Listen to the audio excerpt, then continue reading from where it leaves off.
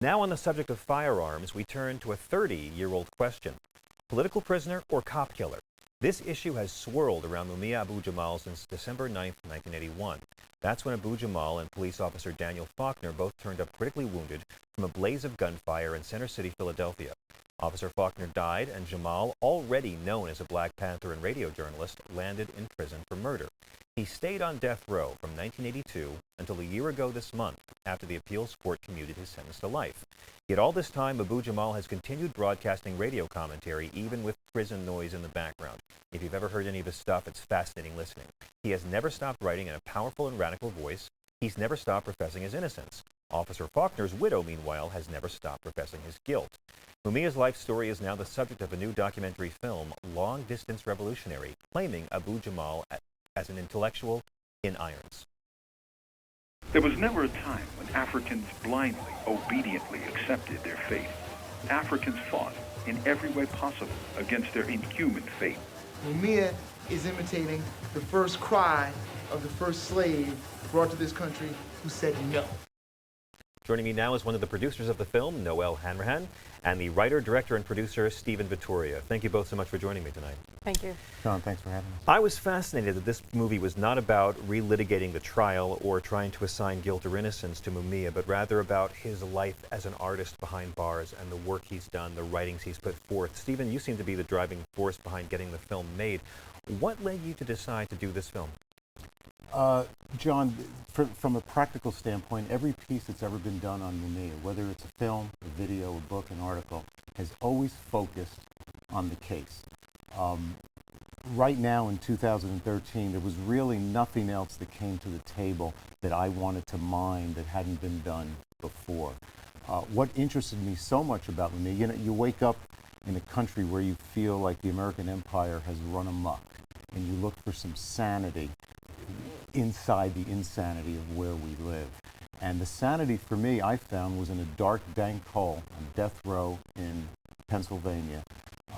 And the subject of my film, Mumia Abu-Jamal, he answers the American empire, and he has always answered the empire.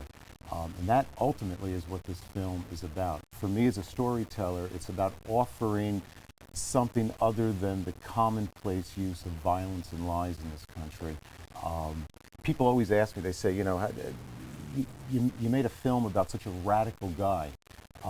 I don't think Mumia is radical at all. Here's a guy that suggests peace over war. He suggests feeding people over starving people. And he suggests that the economic rapists in this country shouldn't be doing what they're doing.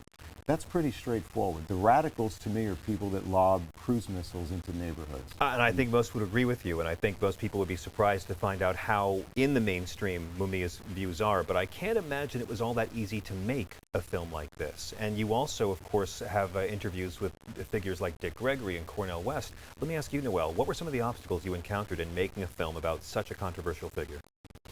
I think the suppression that the state has tried to limit his voice, whether it's solitary confinement for 30 years, whether it's 3 15-minute phone calls a week, whether it's taking away his pencils, whether it's putting him in the hole, all these pressures to try and suppress what he has to say and make it very difficult for him to get out, that was the hardest, I think.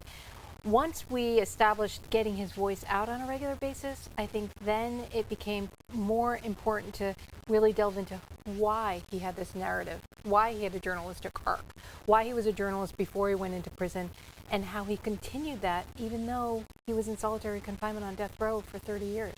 And for those who don't know, inmates are banned from recording, and yet you can find Mumia CDs in many bookstores independently around the country. So how does he do it?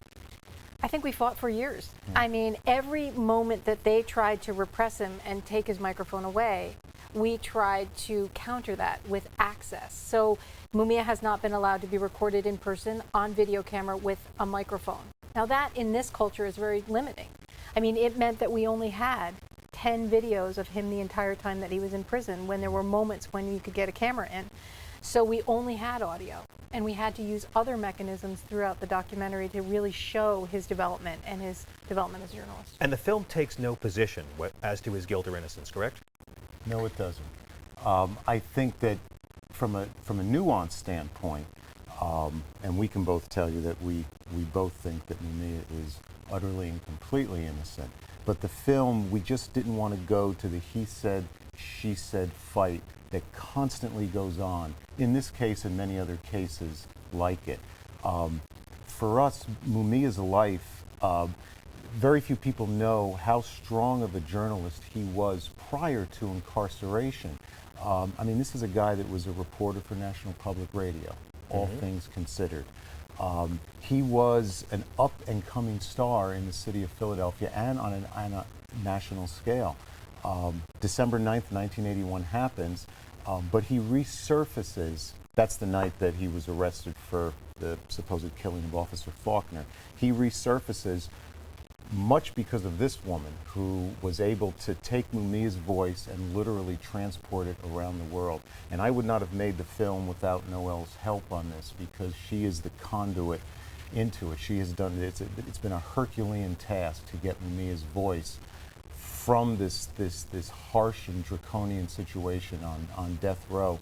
And Mumia makes it look easy, you know, sometimes to his detriment. People think that he's having a great time in there because he's so good at what he does. Well, yeah, it sounds like a riot. It sounds like a lot of fun. Yeah. Like, I had done hundreds of interviews before I first interviewed Mumia, and when I sat down with him, he was the most professional broadcast journalist I'd ever met. He did 1, 2, 3 mark. He did his takes. We were in a solitary confinement cell with plexiglass between us with a wireless mic on the other side, and he was stepping up. You know, he had game, and that really made it possible. I was searching for voices from inside prison that could tell those stories, because I thought the mainstream media was, you can't be talking about this culture, you can't be talking about America without the voices of prisoners in the mix. It's too big a story. Of course. And this was Ed Bradley in prison. You know, this was a guy who really could tell that story. Well, we're almost out of time. Really quick, do you think he'll ever get a new trial? Absolutely. We hope so. No, I think that, you know, there's a lot of evidence that's been suppressed in this case.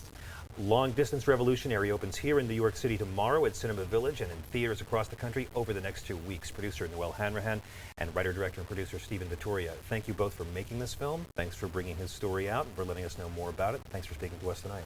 Thanks, John. Good luck on the film. So where does Wayne LaPierre draw the line, if at all? I'll talk about that with the folks from This Week in Blackness coming up next.